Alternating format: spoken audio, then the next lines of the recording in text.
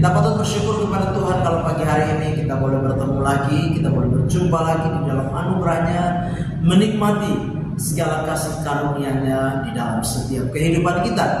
Nah, pagi yang baik ini mari kita mau bersama-sama mendengarkan firman Tuhan, mendasari langkah kehidupan kita di sepanjang hari ini. Mari kita berdoa. Bapa di dalam surga, Bapa di dalam nama Tuhan kami Yesus Kristus, kami sungguh bersyukur oleh anugerah-Mu, kami boleh ada sebagaimana kami ada di dalam keadaan yang sehat, keadaan yang kuat dan diberkati Tuhan. Pagi hari ini sebelum kami beraktivitas, kami mau membaca, merenungkan dan mendengarkan firman di dalam setiap kehidupan kami. Urapi kami semua ya Bapa. Kami mengucap syukur dalam nama Tuhan kami Yesus Kristus kami berdoa. Haleluya. Amin. Puji Tuhan. Pagi hari ini tema firman Tuhan yang ingin saya sampaikan kepada kita sekalian yaitu dampak dari kasih karunia. Sekali lagi tema firman Tuhan yaitu dampak dari kasih karunia. Kita perhatikan firman Tuhan bersama-sama di dalam Titus pasal yang ketiga. Titus pasal yang ketiga ayat yang keempat sampai dengan ayat yang keenam. Titus 3 ayat 4 sampai dengan ayat yang ke-6. Demikian firman Tuhan.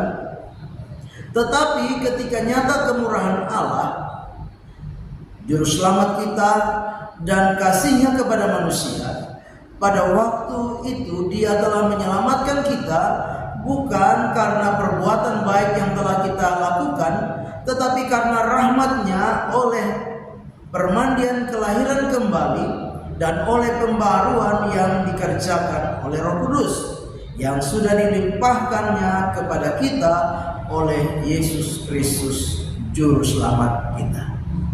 Nah, Bapak Ibu jemaat yang kekasih,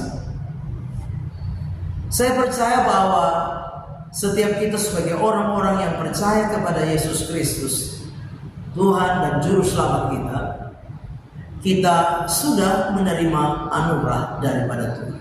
Kita sudah menerima kasih karunia daripada Tuhan di dalam setiap kehidupan kita. Ketika kita percaya kepada Yesus Kristus sebagai Tuhan dan Juru Selamat di dalam setiap kehidupan kita, maka kita beroleh kasih karunia di dalam setiap kehidupan kita.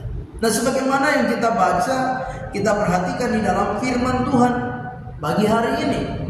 Khususnya di dalam ayat yang kelima, di sana dijelaskan pada waktu itu Dia telah menyelamatkan kita bukan karena perbuatan baik yang telah kita lakukan, tetapi karena rahmat-Nya oleh permandian kelahiran kembali dan oleh pembaharuan yang dikerjakan oleh Roh Kudus. Jadi kita menerima anugerah, kita menerima kasih karunia bukan karena perbuatan baik kita, tetapi semata-mata karena kasih karunia, anugerah di dalam hidup kita. Nah, Bapak Ibu jemaat yang kekasih, dampak dari anugerah yang kita terima di dalam hidup kita, dampak dari kasih karunia yang kita terima di dalam hidup kita secara cuma-cuma, ya, secara gratis, kita menerima anugerah, kita menerima keselamatan, kita menerima kasih sayang Allah di dalam hidup kita. Maka pagi hari ini dampak yang harus menjadi sebuah realita dan kenyataan di dalam hidup kita sebagai orang-orang yang menerima anugerah Allah, orang-orang yang menerima kasih karunia Allah. Kita belajar lewat firman Tuhan pagi hari ini. Yang pertama yaitu tunduk dan taat kepada pemerintah. Itu yang pertama. Jadi dampak dari setiap kita yang menerima anugerah, setiap kita yang menerima kasih karunia yaitu tunduk dan taat kepada pemerintah.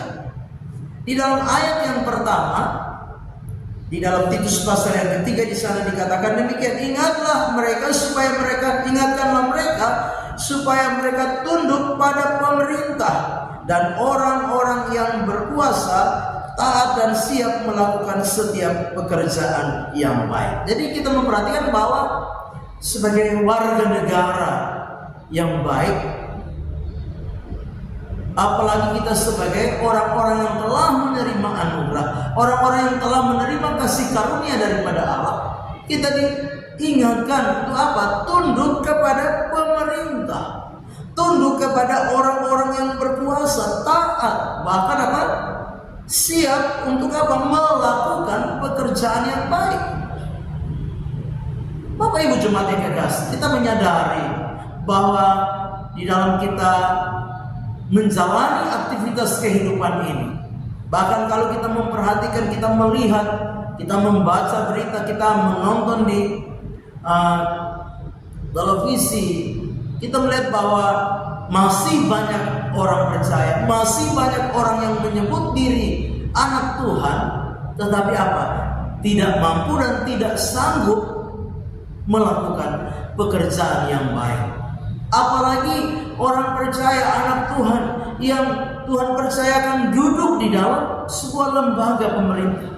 Ada banyak orang yang melakukan hal-hal yang jahat ketika dipercaya duduk di dalam pemerintahan. Sekalipun dia sebagai orang Kristen, dia sebagai anak Tuhan, dia tidak mampu hidup di dalam ketaatan. Dia tidak mampu tunduk kepada apa? Kepada pemerintah, orang yang berkuasa, melakukan hal-hal yang apa? Tidak baik. Misalnya apa? Korupsi dan lain sebagainya, manipulasi dan lain sebagainya. Tetapi sebagai orang-orang percaya yang ada pagi hari ini, sebagai jemaat Tuhan, kita orang-orang yang menikmati dan mengalami anugerah Allah, kemurahan Allah, kasih karunia Allah di dalam hidup kita, dampak yang harus kita lakukan di dalam hidup kita yaitu apa? Taat dan tunduk kepada pemerintah, melakukan pekerjaan-pekerjaan yang baik, siap, dikatakan siap melakukan setiap pekerjaan yang baik. Nah, ini harus ada di dalam hidup kita sebagai orang-orang yang menerima anugerah Allah.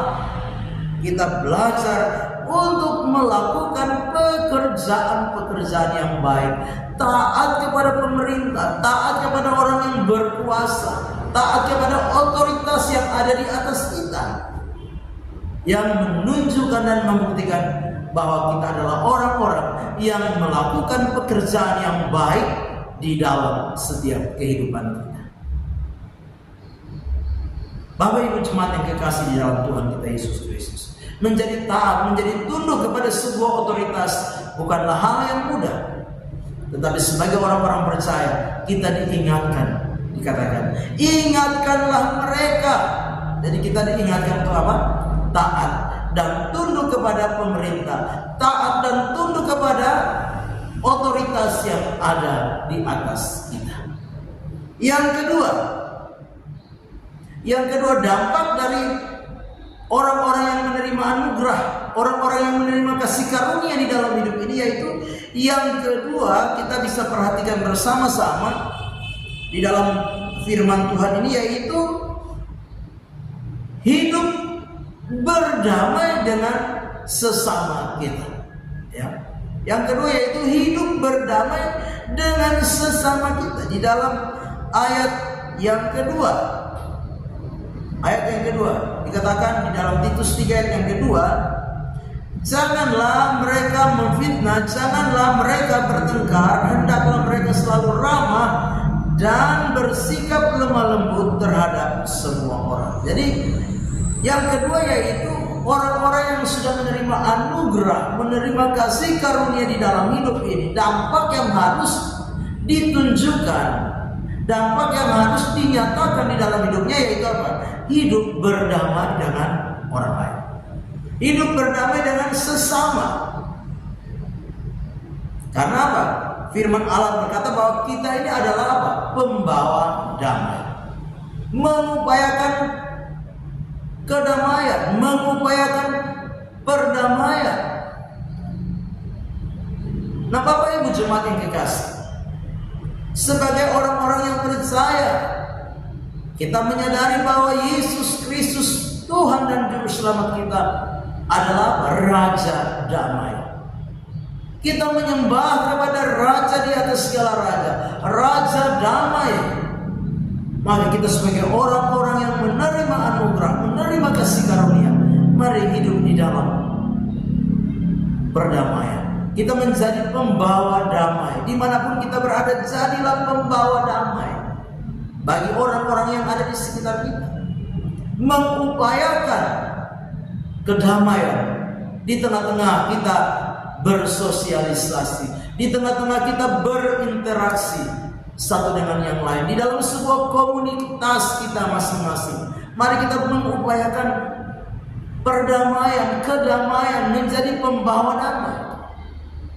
Firman Tuhan berkata, sedapat-dapatnya jika hal itu bergantung padamu, hiduplah dalam perdamaian dengan semua orang.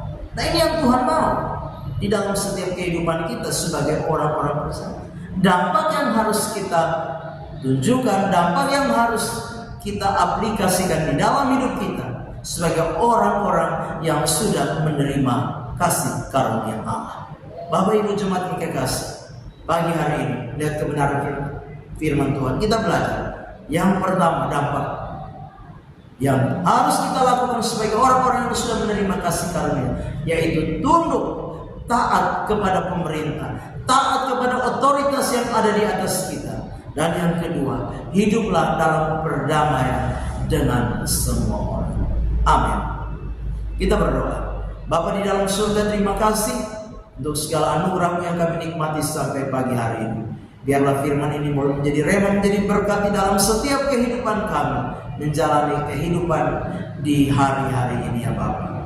Berkati hidup pribadi, keluarga, rumah tangga, usaha dan pekerjaan setiap kami yang ada pagi hari ini. Bahkan berkati seluruh jemaat Tuhan yang ada di GPDI Narwastu Bima ini Bapa. Baik dari anak-anak, anak remaja, pemuda, jemaat-jemaat dewasa, bahkan yang lanjut usia. Biarlah semua boleh menikmati dan mengalami keberkatan Tuhan di dalam kehidupan ini.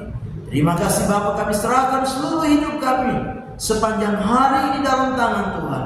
Kami percaya Engkau Tuhan yang akan menuntun menopang kami di sepanjang hari ini. Bahkan segala yang kami upayakan dan kerjakan, Tuhan berkati, Tuhan buat berhasil ya Bapa. Inilah doa kami.